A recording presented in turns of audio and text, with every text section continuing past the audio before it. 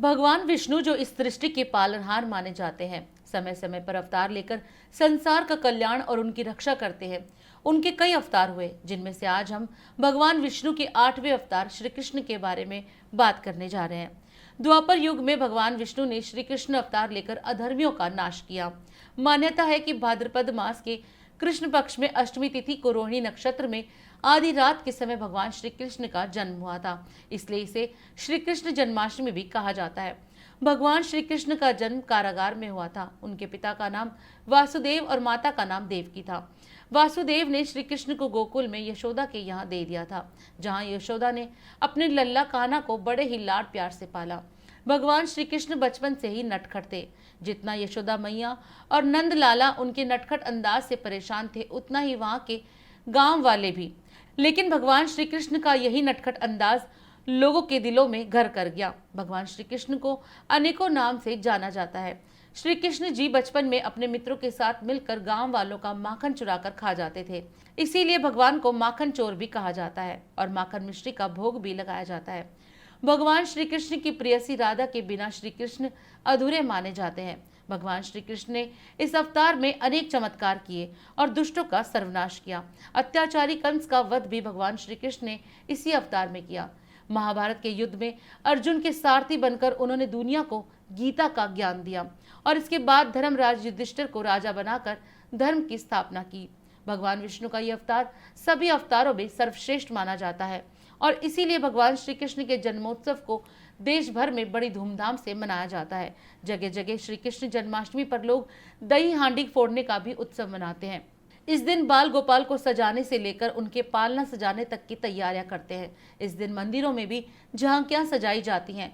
श्री कृष्ण की बाल लीलाओं की कहानियां दर्शाती ये झांकियां लोगों को खूब भाती हैं। इस दिन भगवान श्री कृष्ण के जन्म स्थल और बाल क्रीड़ा स्थल मथुरा वृंदावन में अलग ही रौनक देखने को मिलती है।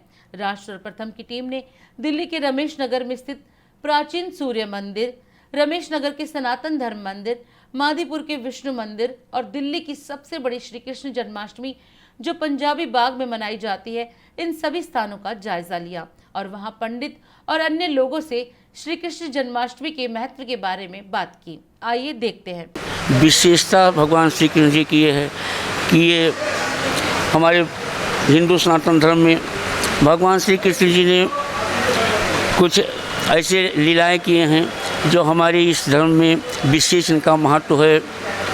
प्रेम बना के रखना, समाज को सुधारना इत्यादि। तो हमारे यहाँ ये परंपरा के अनुसार हम लोग भी हर वर्ष भगवान श्री कृष्ण की जन्माष्टमी को मनाते हैं।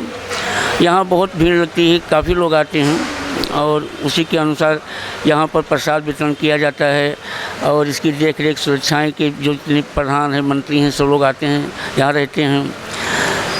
भगवान श्री कृष्ण जी की ये सब विशेषताओं को लेकर के आज भी हम लोग इसको मनाते हैं। सब यात्रियों के लिए आने जाने का सब व्यवस्थाएं बना देंगे, लोग आएंगे जाएंगे। देखिए, ये धर्म ना तो कभी ख़त्म हुआ है ना ख़त्म होगा। पहले भी लोग पूजा करते थे और नास्तिक होते थे, आज भी लोग पूजा करते हैं और नास्तिक हैं। ऐसा नहीं है कि यहाँ पर पूजा पहले किया जाता था अब नहीं करते हैं।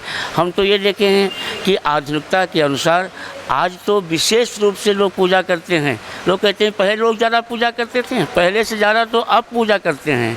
अब इतना निष्ठा लोगों का है, क्योंकि इस कलयुग में इतनी निष्ठाएं बना करके रखना और इतनी पुरानी बातों को लेकर के आज भी भगवान श्री कृष्ण जी के जन्म पर, भगवान श्री रामचंद्र जी के जन्म पर या जितने भी धर्म पुरुष उत्पन्न हुए हैं उनके लिए अपने समय को निकालना, पैसे खर्च करना, तो आज हम तो ये देखते हैं कि आज भी वही पूजा पाठ है और कल भी वैसा था, आज भी है और फिर रहेगा।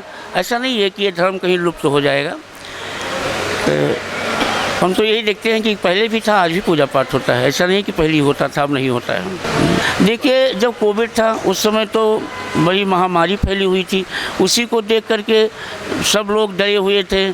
तो भगवान श्री कृष्ण जी का जन्म तो खैर मनाया गया था, हम लोग मनाए थे, लेकिन इस साल कोविड समाप्त है ऐसा कहते हैं। फिर भी यहाँ पर अपनी व्यवस्थाओं को बनाते हुए लोग मास्क वगैरह लगा करके आएंगे। फिर भी कोविड नहीं है, लेकिन अपना व्यवस्था बना करके आपको भी रहना है और जितने यात्री आएंगे उनसे भी ये कहना है कि आप लोग दूरियां बना कर रखिए, अपनी सुरक्षा बना कर रखिए और मास्क वगैरह लगा कर आइए।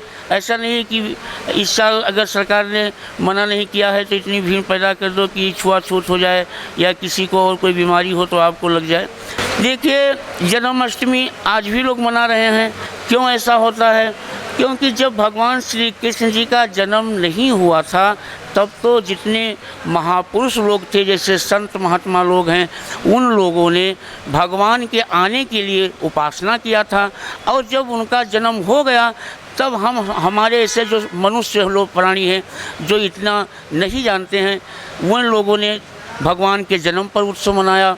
इसीलिए अक्सर 2 जन्म अष्टमी हो जाती है। एक पर महात्माओं का, महापुरुषों का होता है जो विशेष जानकार होते हैं, वह लोग इसके लिए उपवास करते हैं और जब भगवान का जन्म हो जाता है तो सांसारिक मनुष्य जितने लोग हैं सब लोग उनका उत्सव मनाते हैं। इसीलिए अक्सर हर साल 2 प्रकार की जन्माष्टमी होती है। ये तो जन्माष्टमी हर साल और 500 साल से बनाई जाती है। हम तो पैदा भी नहीं हुए उससे पहले से बनती है।